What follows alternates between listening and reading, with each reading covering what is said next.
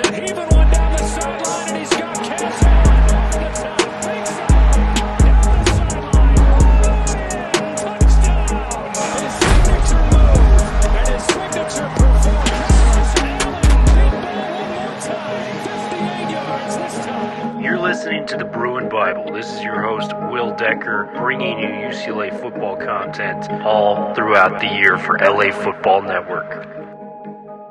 What is up, Los Angeles? Will Decker, Jamal Madney, Ryan Anderson here from LAFB. We got a special guest in the house, Bruin Bible, returning guest, one of the best to suit it up for your blue and gold in recent years, Mr. Quentin Lake on Radio Row. Quentin Lake, how are you doing, my man? It's so good to see you again. Man, doing great. Thank you guys so much for having me on, by the way. But yeah, I'm doing good. I mean, I'm kind of feeling like the Las Vegas air and the fields and all that stuff, but it's been good. It's pretty hectic out here. I'm surprised you guys can keep up, but yeah, it's been good. We're barely hanging on, man. Yeah. I'll tell you that. There's no coffee here. Day three, Quentin in Vegas. No coffee. Oh, man. Day three in Vegas, Quentin is like 3 years. You know, so does it? What was probably the most wild day? Probably the first night we got here. Yeah. Naturally on a trip, you kind of like. You get that energy, like we got to go out the first night here, so you kind of get mixed up a little bit on that one. So it was a lot of fun, Q, man. You got to come out with us one time. We got to talk about it, man.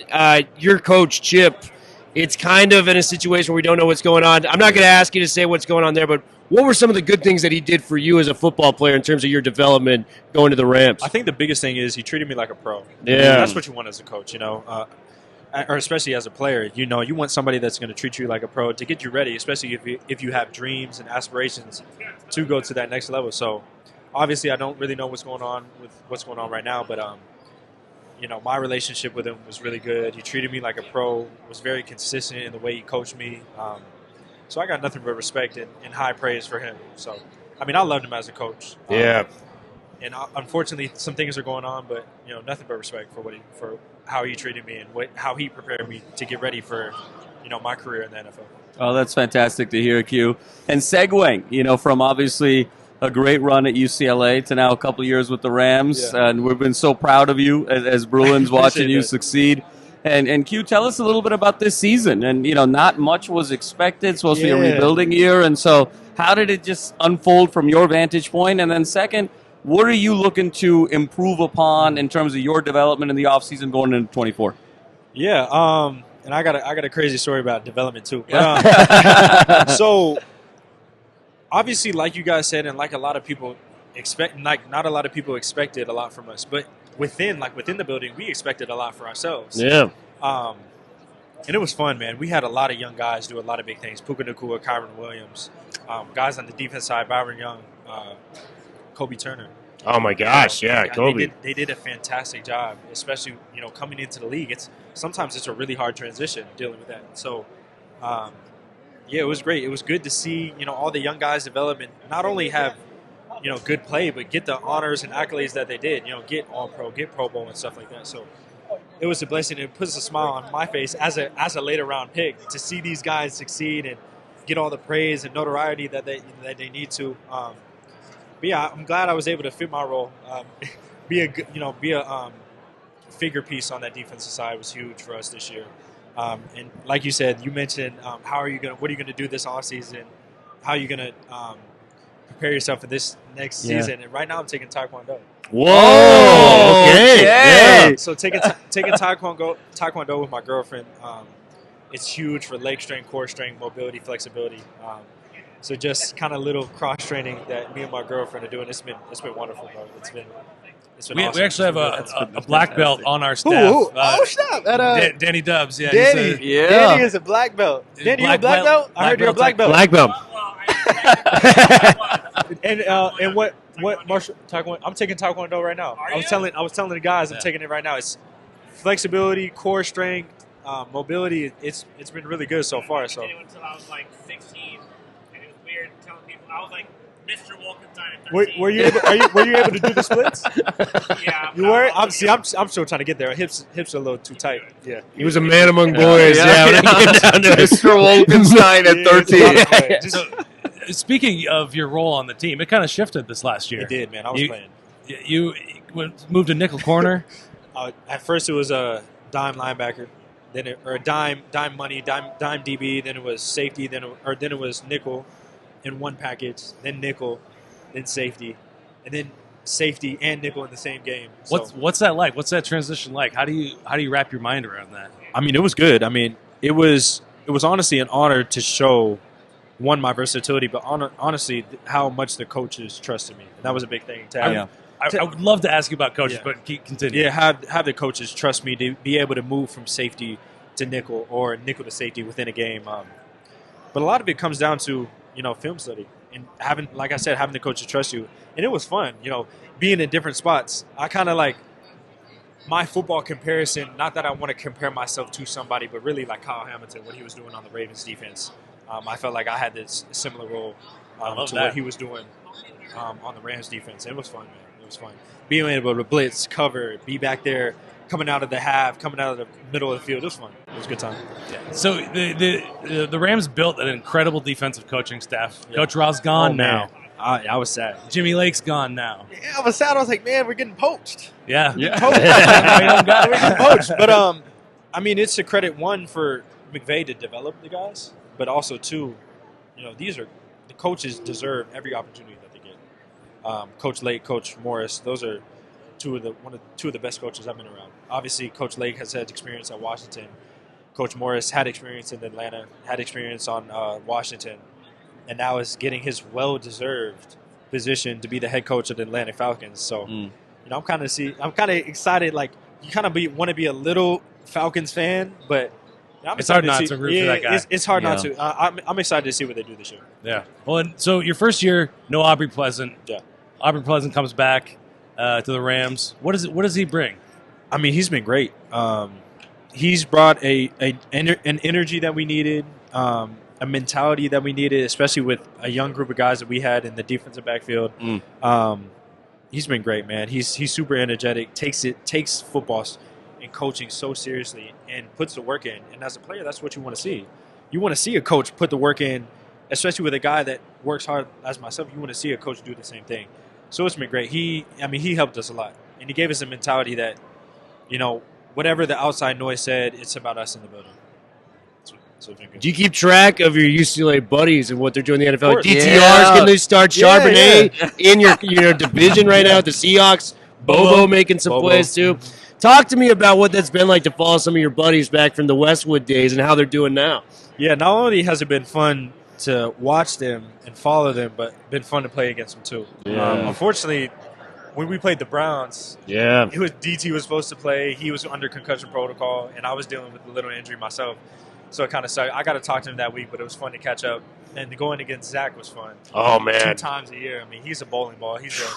He's a train wreck, and he's doing well over there too. Him and Bobo doing a great job over there. But yeah, man, it's always fun going against UCLA guys because, you work so hard with him throughout college and then see him shine in the NFL. It's like you kind of want to be so serious when you're going against him, but it puts a smile to your face, especially when you see guys succeed at the level that really all the players are doing. So it's been fun, man. It's been a really good time. That's fantastic. I got two questions for you. One, anyone in particular, a group of guys that you're still kind of closely tied with in terms of teammates? 100%. Please.